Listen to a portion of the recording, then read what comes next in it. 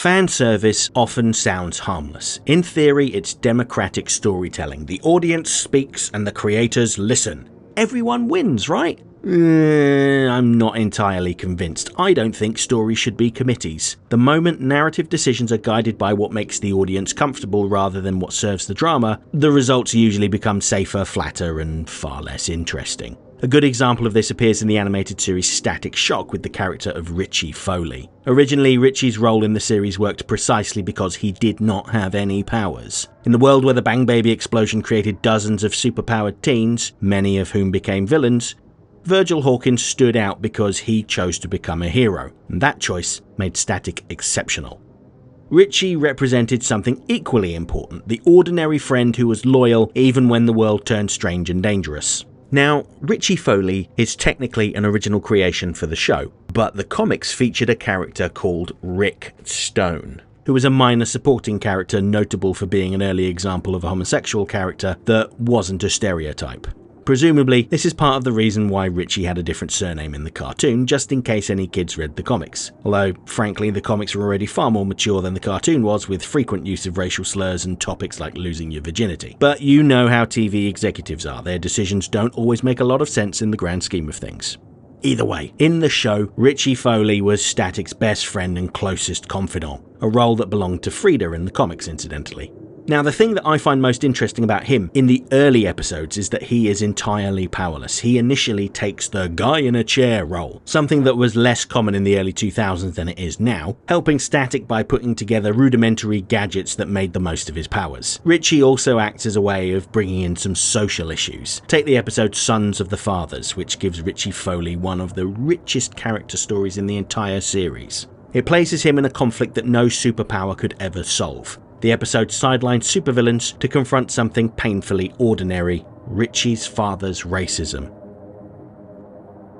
At the beginning, the problem reveals itself through absence. Virgil realizes that despite their close friendship, he's never been invited to Richie's house. When the sleepover finally happens, the tension is immediate. Dinner is strained, conversation dries quickly, and the moment Virgil casually mentions rap music, Sean Foley's hostility surfaces. Soon after, Virgil overhears the truth directly. Sean harbors openly racist views about African Americans. The scene lands with real weight because Sean's reaction sharply contrasts Virgil's integrity, revealing that Sean judges Virgil by his skin color, not his character.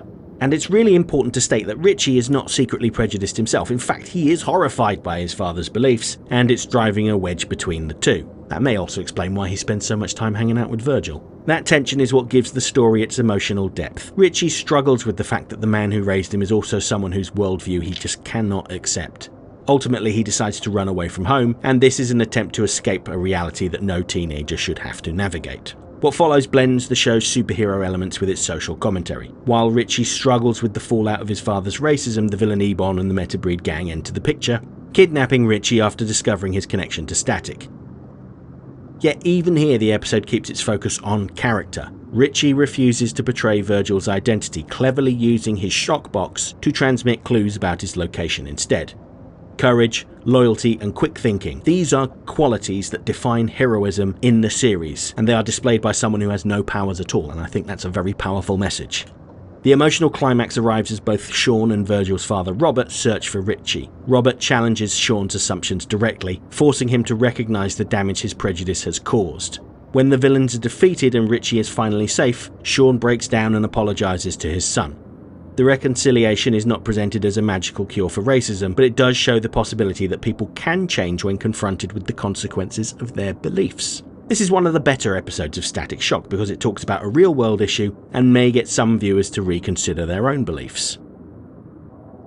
Now, just because Richie is Static's best friend, that doesn't mean he's flawless. At times it's clear that he's envious of his friend. A great example of this in the second season is the episode Power Play. At the beginning of the episode, Richie is shown pretending to be a superhero, acting out imaginary battles in an abandoned gas station. It is a small, slightly embarrassing moment, but it reveals Richie's dream of becoming a superhero. Watching his best friend become Static has left him feeling like the wrong person got the powers. That frustration makes him vulnerable when he encounters the mysterious Bang Baby known as Ragtag. Ragtag possesses a strange ability. He can temporarily grant powers to others.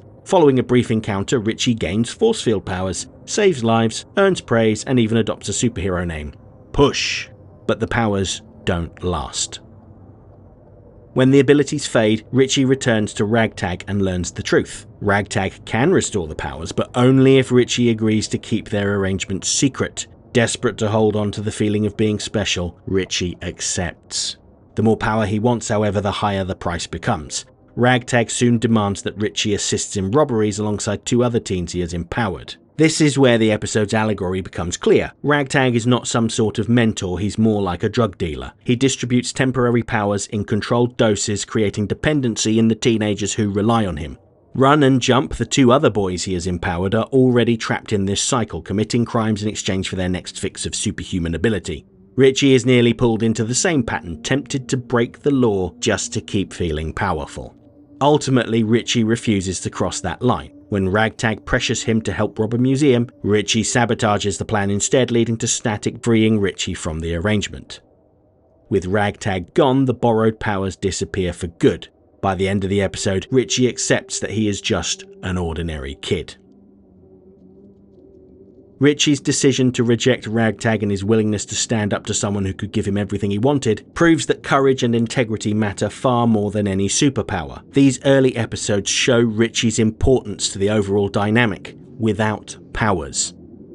But let's contrast that with what happens once he becomes Gear. The message from Power Play is essentially undermined because the creative team decided to make Richie a costumed hero in his own right. Dwayne McDuffie, co-creator of Static, had said that this decision was influenced by focus group feedback. Viewers liked the idea of Static's best friend joining him in the fight, and on paper, it is appealing. The assistant becomes a partner, the duo becomes a team, the adventure expands. But the change dramatically weakened one of the show's core dynamics. This is a clear example of fan service, a decision shaped more by audience expectation rather than by the story itself. Part of what made Virgil's story compelling was the imbalance between him and Richie. He had powers, Richie didn't. And that imbalance created tension, vulnerability, and perspective. Richie was the sounding board, the confidant, the grounded human presence reminding Virgil what he was fighting for. But when Richie became Gear, that contrast vanished. Instead of a hero and his best friend navigating the chaos of superpowers together, the series suddenly had another costumed crime fighter in a world that was already full of them. McDuffie noted that it was difficult to justify Richie's presence before he had powers. While that explains the thought process, it still comes with trade-offs.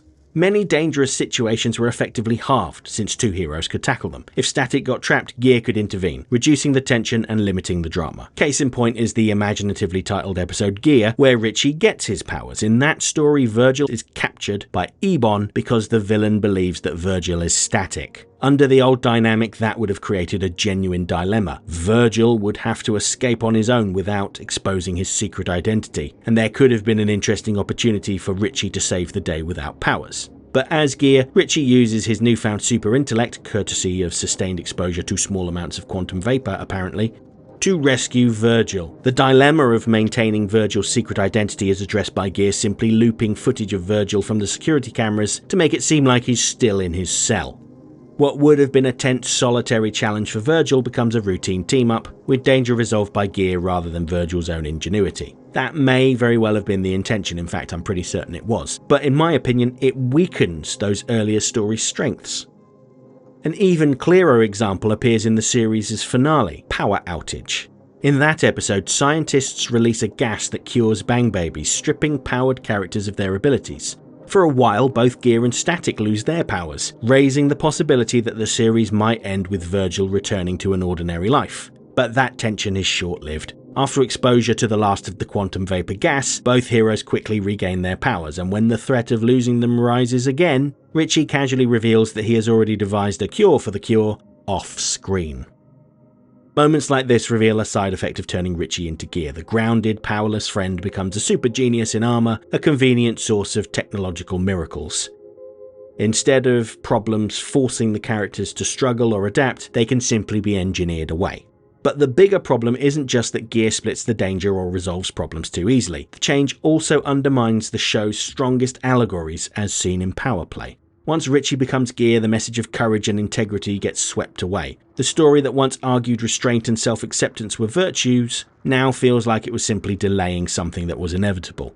In hindsight, the cautionary tale starts to look less like a moral choice and more like a waiting room. This is a subtle danger of fan service. Audiences often want escalation, more powers, more heroes, bigger stakes, familiar characters elevated to the same level as the protagonist. But escalation rarely strengthens a story. More often, it erases the contrasts that made the story compelling in the first place. Now, your mileage will vary, of course. Maybe you think that trade-off is completely worth it to get someone that could support Static in the field, and that's completely fine. Personally, I don't. I rewatched all of Static Shock before I started my series of videos about the show, and the Richie stories that stood out to me were those early allegorical ones. Many of the gear scenes lose the tension that made the early Richie stories stand out to me, and they all just kind of blur together in my head. I don't think that Richie Foley needed powers to matter. In fact, the absence of powers was the entire point. He was already a hero long before he wore a costume, and we all should have just accepted that.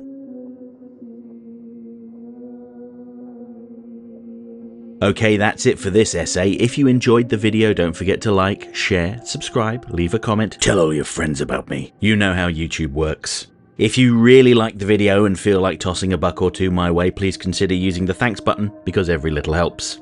And if you have really enjoyed my work, you might want to pick up a copy of my book, Rogues Gallery. It features 22 essays on villains from Batman the Animated Series. There's a beautiful cover by Batman the Animated Series background artist John Calmette, a foreword by director Dan Reber, and a moving segment from the late Kevin Conroy sharing his thoughts on life, love, and loss. Plus, an exclusive essay on the Condiment King that will never be made into a video.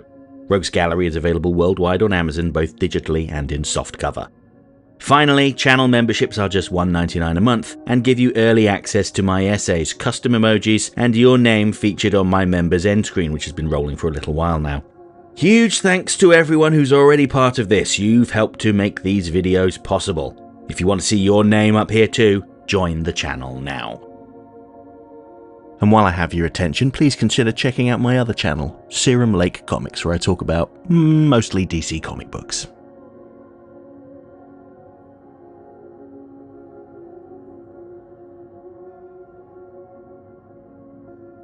Next time. When I return on Monday, we're going back to Batman the Animated Series to talk about an early episode without any costumed supervillains at all, and a very clear social message. It's a story about regret, loss, and disappointment.